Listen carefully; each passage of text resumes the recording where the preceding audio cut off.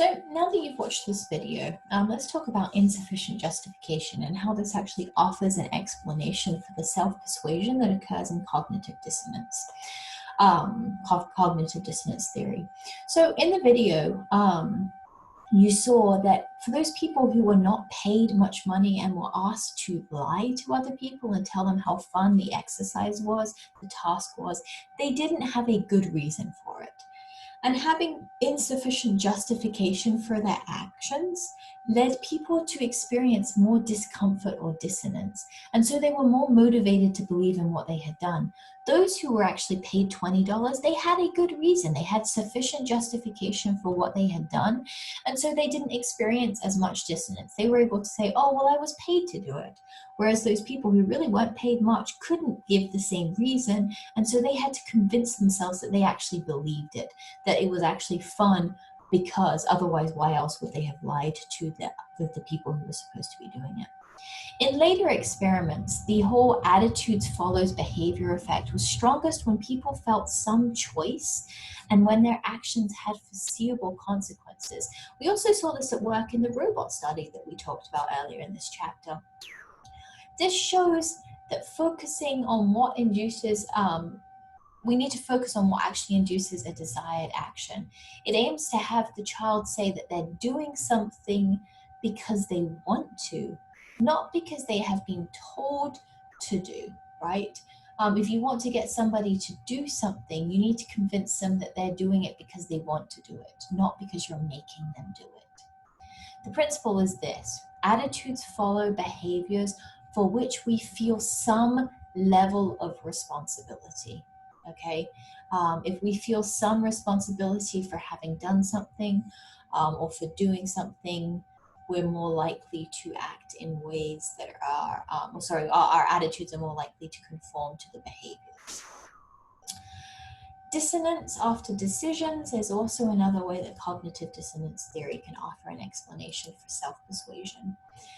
The emphasis on perceived choice and responsibility implies that decisions produce dissonance.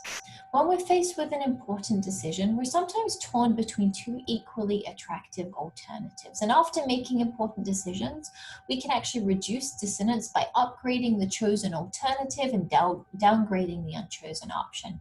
And I love this research study that was done on this topic in 1956. This researcher named Grimm, he actually used his wedding gifts and had participants rate these 8 wedding gifts. He then presented them. So he said, I want you to rate them on a scale of 1 to 10, which ones, you like the most. He then presented them with 2 that they had rated similarly. So let's say one, they said, okay, 7, and the other one, 8. And he told them they could pick one. After they picked one, he had them rate those 2 items again. What he found was they increased their evaluation of the one they had chosen. After they made that decision, and after they chose it, they were like, oh, I made the right choice.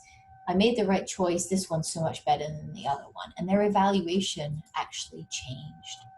With simple decisions, this deciding becomes believing can actually breed overconfidence. For example, people who bet at racetracks, those people who had just put down their money actually felt more optimistic than those who were about to bet. Nothing had changed except for the fact that they had acted on it, and that made them more sure and more certain of what they had on their decision. So making a choice, expressing a choice actually makes us more sure about something. Our preferences influence our decisions, and those then sharpen our preferences. The third theory, so we talked about the first theory, which was all about self-presentation. The second theory was cognitive dissonance. The third theory is self-perception theory. And this theory assumes that when we're unsure of our attitudes, when we're not sure how we feel about something, we learn about them as much as we would someone observing us. In other words, we watch our behaviors. By looking at our behaviors and the circumstances under which these behaviors occur, we learn about ourselves and our attitudes and the attitudes that we hold.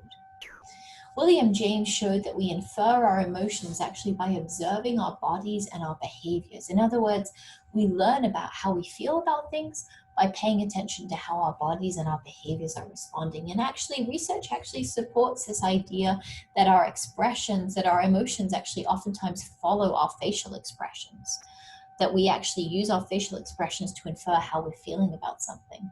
For example, Botox actually smooths emotional wrinkles, which limits a person's ability to know how they're feeling. By paralyzing the frowning muscles, it actually slows a person's activity in their emotion-related brain circuits, and it slows their reading of sadness or anger-related sentences. It decreases depressive symptoms. So Botox can actually decrease depressive symptoms because it limits the facial expressions. Being unable to mimic other people's facial expressions makes an individual who has undergone Botox, makes it harder for them to understand other people's emotions. If you're instructed to sit up straight and put out your chest, you're actually going to feel more confident in your written ideas. Putting on a happy face can actually make you feel happier. Research also suggests that imitating other people's expressions helps us know what they are feeling. And this actually tends to happen naturally. We don't need to be instructed to do so. We tend to do it naturally. Emotional contagion is the kind of name for why it's fun to be around happy people and depressing to be around depressed people, because we tend to imitate their facial expressions, and then we kind of infer that we're feeling the same way that they do because we've imitated their facial expressions, and now our facial expressions look like theirs and we feel that way. That's emotional contagion. Instructing students to nod or shake their heads when listening to a radio editorial actually impacted whether they agreed with or disagreed with what they were heard. Now, obviously, they were given another reason for it. They were supposedly testing headphone sets, and they were asked to nod or shake while they were using this headphone set. But the radio editorial that they were listening to in the background, whether they agreed with it actually really was dependent upon whether they were asked to nod or shake their head when they were listening to it. So we learn a lot. We learn a lot about our attitudes, about our feelings towards things by observing our facial expressions. We're also going to talk about over-justification and intrinsic motivation. People explain their behavior by noting the condition under which it occurs. We tend to observe our uncoerced acts and infer our attitudes. So for example, we may look at things that we have chosen to do in the past and learn and say, well, if I chose to do this, this suggests that I feel this way. If we reward people for doing things that they already enjoy, it actually may lead them to attribute their action to the reward, and this may undermine their self-perception that they do it because they like it. For example, when my stepdaughter used to come stay, we would do we would give the kids prizes, or we actually had a token system for if they were doing chores around the house. And she is a naturally very, very helpful teenager, surprisingly. And so when I showed her the chore chart and the rewards, she said, you know what, I'm not going to do that. I'm not going to play this game. I will help, but I'll help when I want to. I'm not doing it to get the reward. And that kind of shows here, right, that she wanted to kind of do it to be helpful because she wanted to do it. She didn't want to be coerced into doing it.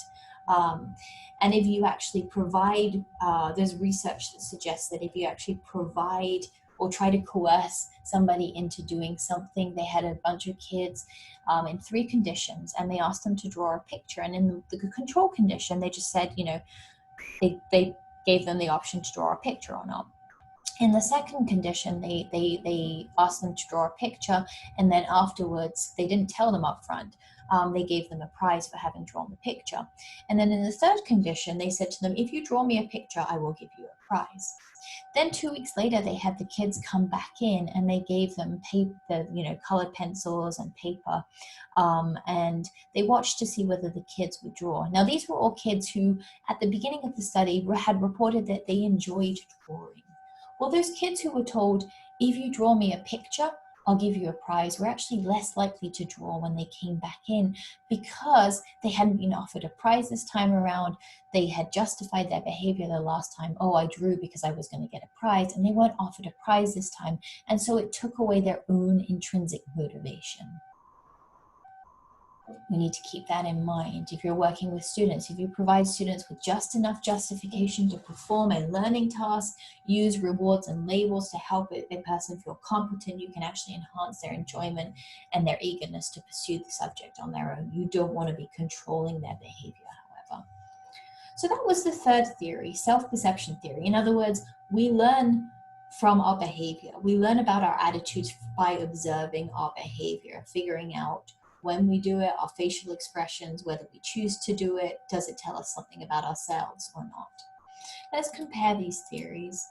Well, self-presentation theory, that was the first one, that only explains why our actions seem to affect our attitudes, because if you remember, it's all about appearing consistent. So we may change the attitudes that we express, but we may actually not be changing them inside of us, just what we're expressing. Whereas dissonance theory and self-perception theory actually assume that actions do in fact affect our attitudes. It's not just to please other people or to look good. Our actions and behaviors do actually change our attitudes. So which of these two explanations, dissonance is arousal or self-perceiving when not self-contradicting, right? Which one of these theories actually is right? It's hard to know. They're both going to predict the same things. Let's talk about dissonance as arousal, right? This is the cognitive dissonance theory. There's strong support for this theory. There is strong support that we do actually experience arousal when we're experiencing dissonance. They have actually tested it, and they have found that people sweat more, they have an increased heart rate. Dissonance is not a comfortable experience, and it causes arousal. Is this arousal necessary to change attitudes? Steele and colleagues actually found that it is. What they did was they had students write essays favoring a big tuition increase. In other words, it would be like if I asked you, I said to you, okay, I want you to write an essay as to why NSU should increase tuition. Students who actually reduced their dissonance by softening their anti-tuition attitudes. In other words, having them write this essay made students actually more favorable and more open to the idea of an increase in tuition, unless after writing the essay they actually drank alcohol. If they drank alcohol afterwards, drinking that alcohol actually reduced some of the arousal that they would have experienced, and so they were less likely to change their minds, change their attitudes towards it. So that suggests that arousal is actually a necessary kind of precursor, and feeling that negative emotion of arousal is necessary for actually changing attitudes, for behavior to actually have an impact on arousal. Behavior to have an impact on attitudes. Let's talk about self-perception. So in this theory, right, we assume that we're learning something about ourselves by watching our behaviors. Well, dissonance theory cannot explain attitude changes that occur without dissonance. In other words, if we're not experiencing any discomfort or arousal, for example, if people argue a position that is in line with their opinion, but it's a step or two beyond, so it's not actually how they feel. Let's say you are in support of guns with certain limits to it, right? But you're actually asked to argue a step or two beyond that. Procedures that eliminate arousal actually do not eliminate attitude change. It actually doesn't explain attitude change if there is no arousal in this case. And so that's where self-perception may actually come into play and be more important, the theory for explaining why attitudes change. In other words, dissonance theory explains what happens when we act contrary to clearly defined attitudes. We feel tension, so we adjust our attitudes to reduce that tension. Dissonance theory explains attitude change, but in situations where our attitudes are not well formed, self-perception actually explains attitude formation. As we act and reflect, we develop more readily accessible attitudes to guide our future behavior. So if we're unsure about something, self-perception is a good theory to kind of learn about ourselves and to understand and explain the relationship between behavior and attitudes. But if we're actually pretty sure about something, then it may be this dissonance theory that is explaining how attitudes change.